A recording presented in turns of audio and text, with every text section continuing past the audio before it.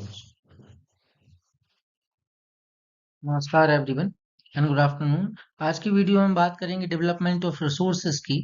Basically the question जो है वो यहाँ से ये बन सकता है कि why do we need the development of resources. Okay, so first of all the problem is indiscriminate use. Okay, so due to the indiscriminate use we need to the development of resources.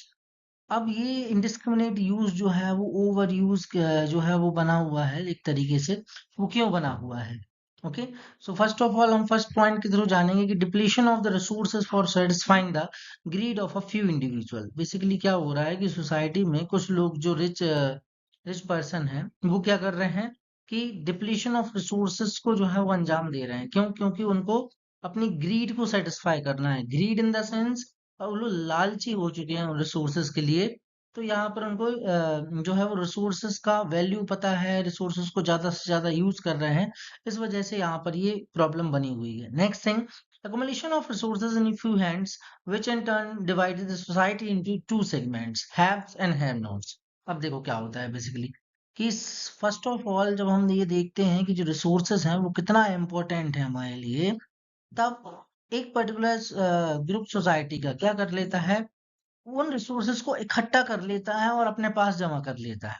ठीक, अब यहाँ पर वो resources उनके पास तो बहुत हैं, but दूसरी कंडीशन में अगर देखें तो उनके पास जो भी उन रिसोर्सेज को कलेक्ट नहीं कर पाए, वो सारे रिसोर्सेज उनके पास नहीं है, वो हैव नॉट्स की कैटेगरी में आ जाते हैं। और जिन्होंने कलेक्ट करके रख लिए हैं, जिनके पास बहुत सारे रिसोर्सेज हैं, प्लेंटी ऑफ रिसोर्सेज जो है वो उनको देखने को मिल रहा है, तो वहां पर हैव्स की कैटेगरी में वो आ जाएंगे। ओके, नेक्स्ट थिंग, यही चीज जो है वो सोसाइटी को दो तरीके से और डिवाइड करती है, रिच एंड पुअर। बेसिकली कि जिनके पास रिसोर्सेज हैं वो क्या होते जाएंगे, रिच रिच होते जाएंगे, और जिनके पास रिसोर्सेज नहीं है वो क्या होते जाएंगे, पुअर होते जाएंगे। Indiscriminate exploitation of resources has led to global ecological crises such as global warming, ozone layer depletion। अब अच्छा है, ये ग्लोबल वार्मिंग क्यों होती है? Due to the increase in the temperature. Global warming जो है वो देखने को मिलता है। अब इंक्रीज ऑफ द टेम्परेचर कैसे होगा? तो due to the increase of the carbon dioxide in our environment. और next thing, ozone layer depletion क्यों होता है? क्योंकि यहाँ पर जो है वो अल्ट्रावायलेट रेज जो है वो डायरेक्टली कहाँ आने लगती हैं, हमारे जो है वो क्रस्ट पर या बोलें तो लैंड पर जो है वो आने लगती हैं। ये ओजोन लेयर क्या काम करती है कि जो सन रेज हैं, अल्ट्रावायलेट रेज हैं, वो आने से डायरेक्टली आने से रोकती है ना। तो ये ओजोन लेयर डिप्लीशन क्यों होता है? Due to the increase of the CFCs. CFCs क्या होता है? क्लोरोफ्लोरोकार्बन। क्लोरोफ्लोरोकार्बन के इंक्रीज होने के कारण क्या होता है, ओजोन लेयर डिप्लीशन जो है वो देखने को मिलता है। और ओजोन लेयर में क्या हो रहा है, जो टिनी होल्स जो है वो देखे जा रहे हैं, जिनसे क्या हो रहा है कि डायरेक्ट अल्ट्रावायलेट रेज जो है वो हमारे एनवायरनमेंट पर पड़ रही है। An equitable distribution of resources has become essential for a sustained quality of life and global peace। अब जो है वो एक तरीके से इक्वटेबल डिस्ट्रीब्यूशन जो है वो होना चाहिए रिसोर्सेज का। तब जाके कैटेगरी जो सोसाइटी है वो दो तरीके से डिवाइड नहीं हो सकती। हैव और हैव नॉट की कैटेगरी में डिवाइड नहीं होगी, रिच एंड पुअर की कैटेगरी में डिवाइड नहीं होगी। ओके, सो देखते हैं यहाँ पर कि सॉल्यूशन क्या है इस चीज का। सोल्यूशन बेसिकली जो देखा जाता है वो रियो de Janeiro Earth Summit 1992। Basically कुछ इनिशिएटिव्स लिए गए वर्ल्ड लेवल पर, उन्हीं में से एक है रियो डी जेनेरियो अर्थ समिट 1992, जिसमें एजेंडा 21 को रखा गया है। और उसी में जो है वो सस्टेनेबल डेवलपमेंट की बात की हुई है ना। तो सस्टेनेबल डेवलपमेंट बेसिकली क्या होता है? So what sustainable economic development means development should take place without damaging the environment, and development in the present should not compromise with the needs of the future generation। Basically, resources का हम ऐसे use करें ताकि आने वाली generation के लिए जो है वो रिसोर्सेस मिल सके। वो क्या होगा? सस्टेनेबल डेवलपमेंट का कॉन्सेप्ट होगा।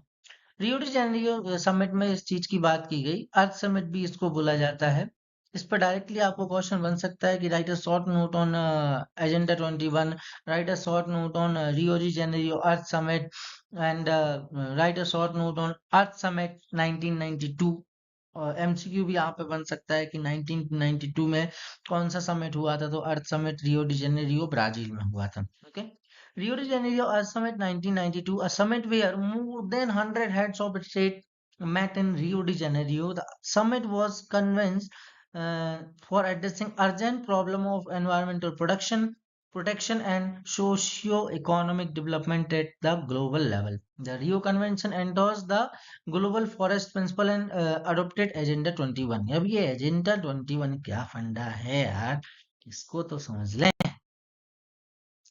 Agenda 21 basically a declaration signed at Rio de Janeiro। एक डिक्लेरेशन जो है वो साइंड होता है एक तरीके से, मतलब वादा कर दिया कि अब हम ऐसा ही करेंगे, है ना।